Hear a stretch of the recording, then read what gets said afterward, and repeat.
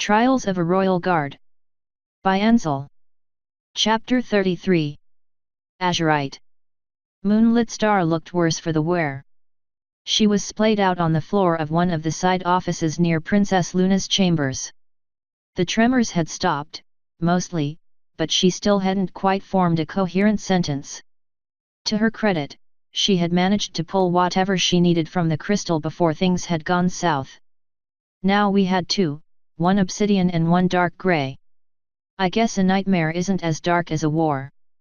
I idly patted Moonlit Star on the back, keeping my forehooves out of her direct line of vision.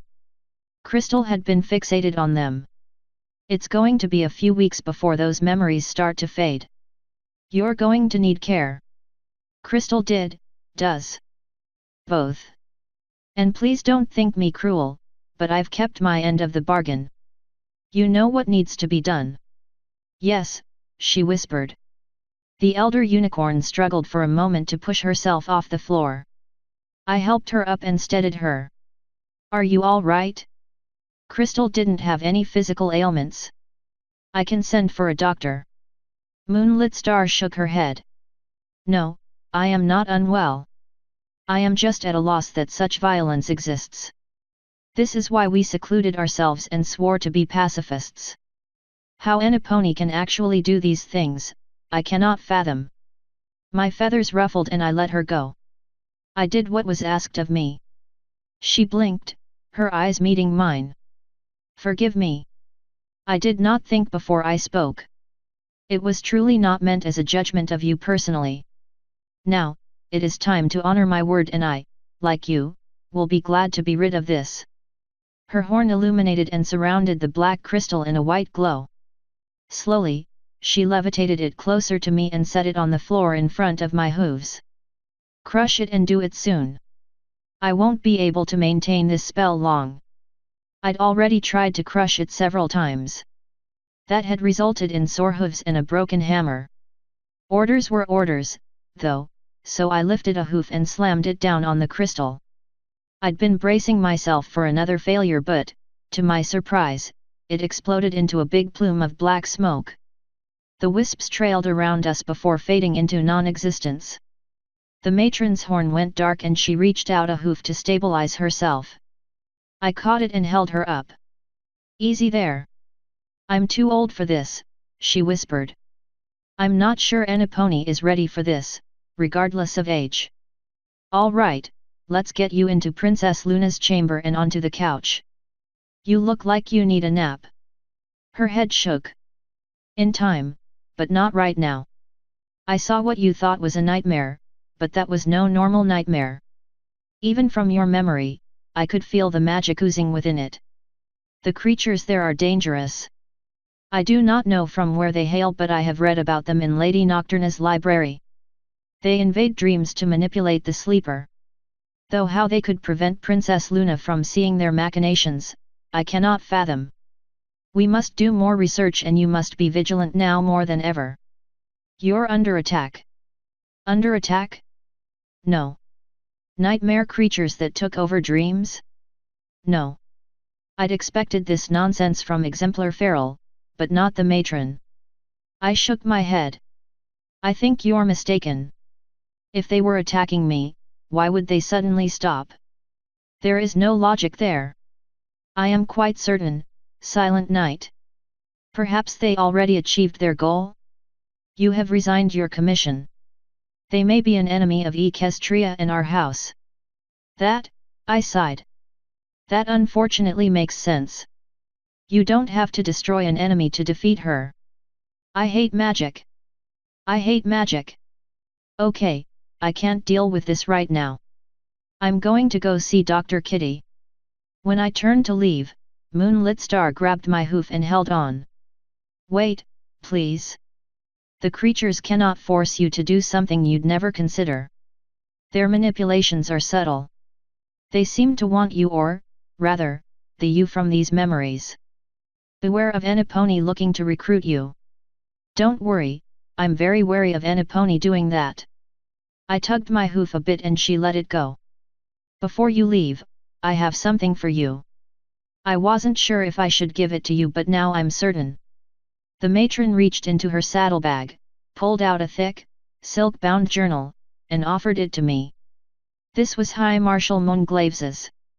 It contains many things that did not make it into his training. I think you're meant to have it. You may be the last knight, just as I am the last star. Please, take it and protect yourself. Every pony had some kind of prophecy. Couldn't I be left alone to just build my house and enjoy my wife? Reluctantly, I accepted the book and slipped it into my bag. Try not to scare the princess with this nonsense. Good day, matron, and get some rest. She nodded while I trotted out of the palace as fast as I could. This was crazy. Dream creatures manipulating me. That was ridiculous. There was no such thing, other than the beings that had promised Princess Luna to make things better for her. It was early, but I thought it would be best to get to Dr. Kitty sooner rather than later.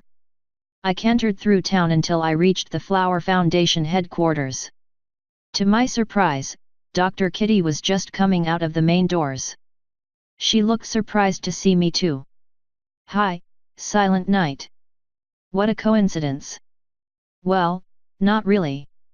I mean, we have an appointment later, but the coincidence was that I was going to come see you early. Oh? Why is that? I want to recruit you. My ears fell flat. Pardon. Recruit you. It is gardening day, which means all of the volunteers and staff go to the memorial garden and work to spruce it up. Since you're a veteran and very handy, I thought you'd want to come. Oh, well, if the creatures were motivating me to garden, I could live with that. Still, I wanted to have therapy. Okay, but I need to talk. I don't want to do it in front of a bunch of ponies I don't know. Dr. Kitty looped her hoof around mine and started walking me towards the garden. We can talk. We can leave as soon as you want. Let's just try this first, okay? Oh, and you won't be surrounded by a bunch of ponies you don't know. You know a lot of our ponies. Right, but something happened this morning. With the memory crystal. Oh, not that thing. That does sound serious. Well, we don't have to go to gardening day. We can turn right around and go back into the building. She stopped and started to turn away from the open gate. Uncle Silent. Hi, came the high-pitched voice of Dot. The little, well, svelte filly mare came trotting out of the garden. Are you here to help? That is so cool if you are. Of course he is. He wouldn't be here otherwise, my sister's voice called from just inside the gate. She was standing in one of the beds, wearing a big hat. Dr. Kitty shook her head. Oh no, we were just while I nodded. Yes, I'm here to help. At least until Dr. Kitty and I have our appointment. Right, Dr. Kitty. She beamed and shrugged. Apparently so. Dot bounced gleefully. Yay! She rushed into the garden. Hey, every pony, guess what? Uncle Silent is here. Dr. Kitty whispered, are you sure? I'll be fine. We can leave any time we want. Right. The two of us trotted into the garden where a small crowd of ponies was already busy with various tasks. Dr. Kitty was right, I knew a lot of them. Miley Hooves was working with Winterspear over in one of the white flower beds. Dot and 4 colt stallions were trimming flowers in the pink beds. Opposite all of that, Azurite was touching flowers with her horn for some reason in the blue beds, while Sunny Day was lying on her back just outside one, looking half dead. I walked over to her and lightly set a hoof on her chest. There was a pulse. Kill me, she whispered. Celebrating has a price. Why did you even come if you were this ill? Azurite. Came for Azurite. She gets nervous if Soren and I aren't here. Oh, I see. I softly patted her head. Not going to kill you, though. Then I raised my voice slightly to call, hi, Azurite. Sunny winced. Azurite's head shot up and her eyes went big when she saw me. Oh. Hi, you. Hi. Bye. Then she ducked down in the flowers as if she was trying to hide. All right, I trailed before turning and walking towards an area with gardening tools. Dr. Kitty tagged along at my side. That wasn't weird to you? For Azurite? No. Okay, so what should we do? I asked as I put on gardening shoes and a hat. We have to check with the boss. Okay, so who is the boss? She is. Dr. Kitty's hoof pointed up to where a delicate yellow Pegasus mare fluttered above. Her pink mane and tail trailed behind her as she went from bed to bed, making sure every pony had what they needed. She looks familiar to me, but I can't place it, I said as we idly walked towards where the mare was hovering. She should. She was a famous model for a little while. Oh, and she is on the board of directors for the Flower Foundation. Excuse me. Ms. Fluttershy. Hi. Dr. Kitty called as she bounced. A model and a director.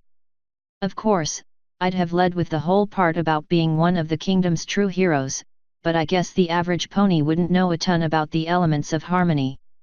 They were just ancient magical artifacts wielded by 6 mares that went out and solved problems. Big, magical problems. Fluttershy slowly descended to us. Well, hello, Dream Pop, I'm so happy you made it to gardening day again. And you've brought a big sturdy friend to help. How nice. Her voice was so sweet and soft, just as delicate as her. So, Dream Pop was her real name? I liked Dr. Kitty better. Dr. Kitty nodded. I did.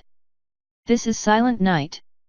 He's Winterspear's brother and Dot's uncle, although I guess that last part is obvious.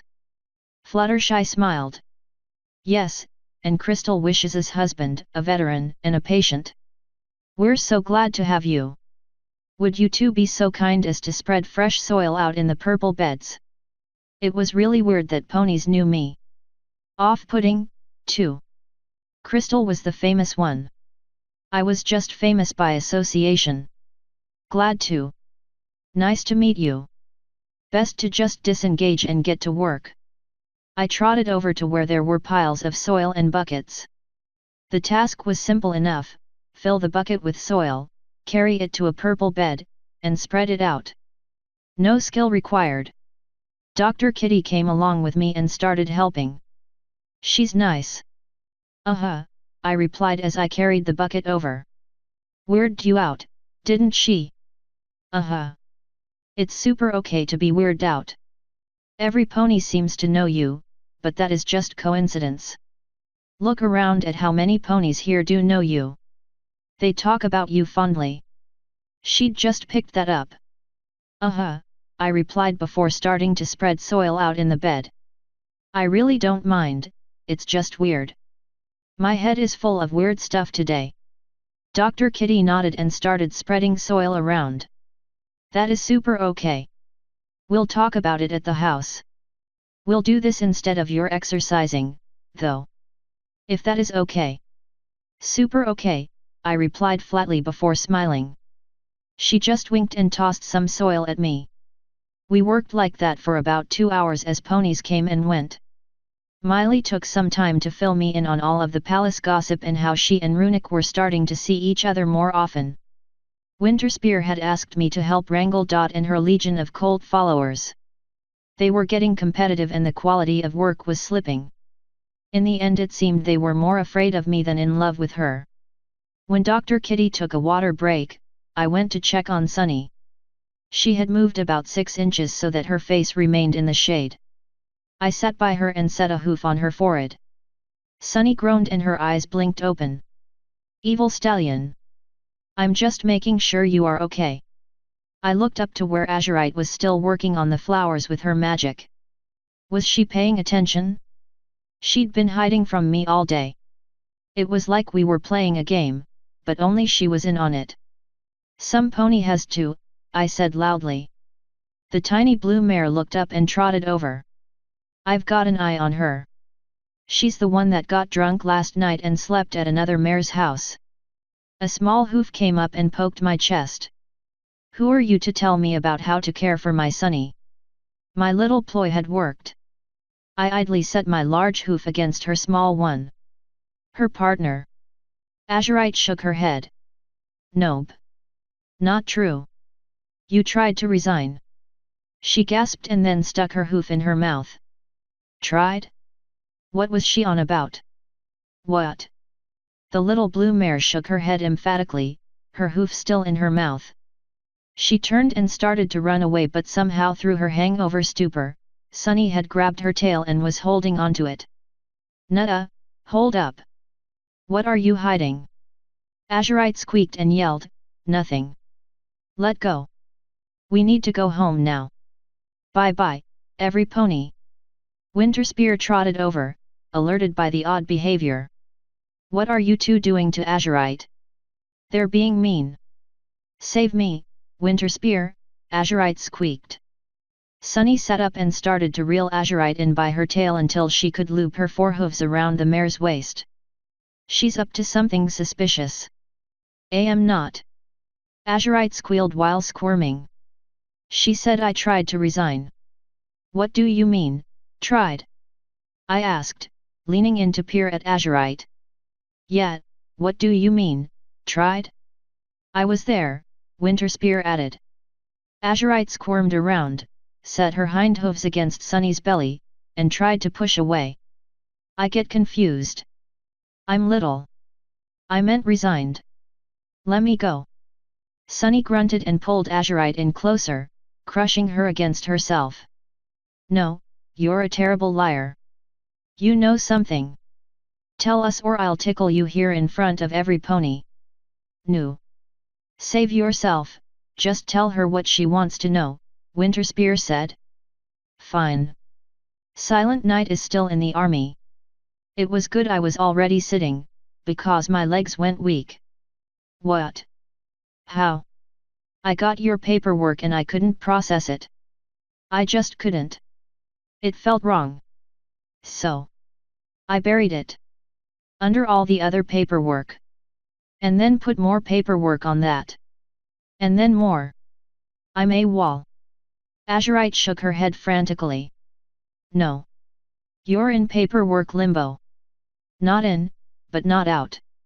No assignment, no orders. Just a file on a desk. Ha! Sunny shouted as she let Azurite go. I win. I'm going to the palace right now to tell Princess Celestia. I'll show that overgrown ally. Her eyes fell on me. Oh. Silent. I sat there in shock. Still in the army, paperwork limbo. No, that can't be. Surely some pony would notice, right?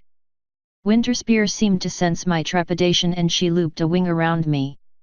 Dr. Kitty, she called. Still in the army, I heard myself say. Dr. Kitty ended up on the side opposite of Winterspear. It's super okay, Silent Night, this is just a minor hiccup. I'm sure Azurite will process your paperwork and get you out of limbo. Come on, I think you've had enough gardening for now. She took my hoof and lightly tugged on it, forcing me to stand. Azurite puffed out her cheeks. I will not. It isn't what he wants. Silent Night would never just up and quit. She pushed between Winterspear and Dr. Kitty so she could set her forehooves on my shoulders. The mare stood up on her hind legs to look me in the eyes. There is something wrong here. Did you quit under duress? Are you under duress? Her voice dropped to a whisper. Blink twice if you're under duress. Still in the army. I hadn't quit. I had, but it hadn't happened. No pony had checked up on it. Once. Azurite interrupted my thoughts. What? She'd trapped me in the army. Twice. He's under duress. What? No, I'm not. I blinked 3 more times. Why would you do this? Azurite glared at me. Because I didn't believe it. I know Silent Night. He's stuffy, he is kind of mean, but he is a really good and proper officer who wouldn't just take a medical discharge on a whim. Dr. Kitty gently pulled the small hooves off me and set them on the ground. Okay, we're all very upset right now and that is super okay, but I'm going to take Silent Night inside. It would be just peachy if every pony could give us some room. My friends and family moved away so that Dr. Kitty could take me by the hoof and lead me out of the garden. We went into the Flower Foundation building together and found an empty multi-use room. Well, that was quite the revelation, Dr. Kitty said before pulling her ball out of her bag and bouncing it to me. I caught it with a hoof on instinct alone. My head was spinning. I wasn't a civilian. I was still a major. They could order me back to war or anywhere. If they figured out where my paperwork was, I wouldn't go back to another war. That was not happening. Silent Night. I made peace with quitting. I think I did. I don't want to go to war again. Dr. Kitty shook her head and held her forehooves up. You're not going back to war. It's over. You can still quit. This doesn't change anything if you don't want it to. We just break into the palace, incapacitate a few dozen guards, force the lock on Azurite's door, steal the documents, forge her tiny signature, and then submit the paperwork. Easy. I'll get my coat. Despite my trepidation, a smirk crossed my face. I looked up to meet Dr. Kitty's eyes with my own. She was trying to make me laugh. I hoped. Easy, hey. What are you, some kind of secret agent? I tossed the ball back. She caught it and shook her head no. Sadly, that is not one of the many jobs I've had. But I do have 3 nosy sisters, so I'm very good at sneaking. Seriously, though, this doesn't have to change anything. It's just a momentary. She tossed the ball off to my side. I had to lean way over to catch it and, when I did, I tumbled onto the soft carpet. Curve ball. We let it come, we breathe, we feel, but we're going to be super okay. Okay. I held the ball in my forehooves. Yes, we're going to be okay. Super okay, even. But what if it does change something? Dr. Kitty's head tilted. Like what? The choice. It isn't final. Now I can change my mind. She shook her head. You could have changed it before. They'd have taken you back. You've always been the pony in control, Silent Night. Perhaps making you think this over again, with a cooler head, is exactly what you need. Then, if you decide to take the medical discharge again, you'll never question it. That is a really good point, I replied as I sat up. I hadn't considered that. I tossed her the ball. Well, now you can. Do you want to stay in here or go work on your house? I think some hammering might be what you need today. Little azurite-shaped nails. Dr. Kitty shook her head. Don't blame her. She was misguided, but her heart was presumably in the right place. Come on, let's go get started. Crystal hummed happily to herself out in the kitchen while she worked on making dinner. I was in the bedroom that had previously been Winter Spears, working at my desk. It wasn't particularly necessary for me to have one, but Crystal's writing nest was in the room and I enjoyed being near her. While she wrote, I would read rulebooks, paint miniatures, or just shuffle papers and pretend to be her secretary. That would have been more fun if it wasn't for the fact that Crystal did, in fact, have an assistant now. That was a good thing, but it also meant there was another stallion taking up her time. Then again, I had been spending a lot of time working on our house with Dr. Kitty and any pony else who'd help, and there had been a lot of help over the last week. Even Azurite had sheepishly come to give us a hoof. By sheepishly, I mean that Sunny and Soren had literally dragged her over.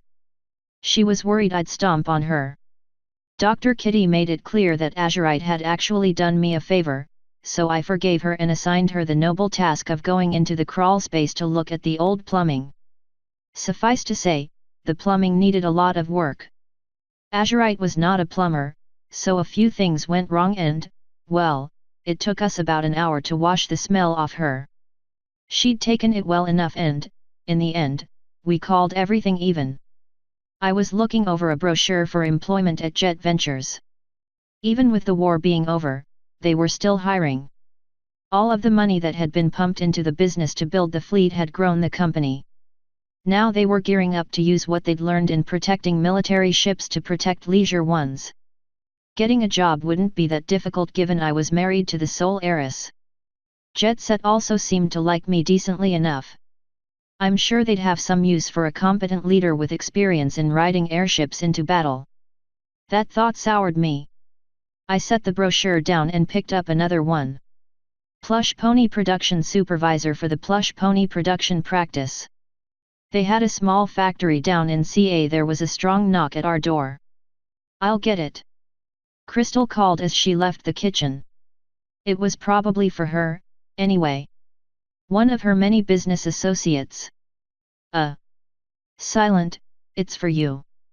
The pony representing the military is here, she called from the main room. I blinked. The military? What did she mean by that? Tell them to go away, please, I called back. No, sweetie, I don't think I should. Can you come out here? My mind was made up. I was going to stick with my decision and that was that. I got up and trotted out into the living room. Listen, I appreciate that you want me to stay, but I stopped mid-sentence. Minister Sombra was standing in our doorway with 2 royal guards behind him. Yes, Major Knight. I understand, but I was hoping before you finalized your decision, you would at least hear what I have to offer. Author's note: if you are enjoying this story, please consider taking a look at Crystal and Maya's website quillenblade.com for extra content such as mini-stories, an Ask Us form to submit questions, responses to said questions, and special rewards for the awesome folks who support our Patreon. End author's note.